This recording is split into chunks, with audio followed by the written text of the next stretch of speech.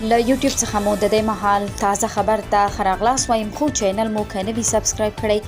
زموږ یوټیوب چینل سبسکرایب، لایک، شیر او د بل نوټیفیکیشن آن کړئ ترڅو د تازه پیښو خبر شئ. خبر درکوو د پاکستان په پلازمینه اسلام آباد د پنډۍ په سیمه کې په یوې 7 کلنې نجلۍ د پاکستاني وګړو له لوري جنسي تیری شوی دی.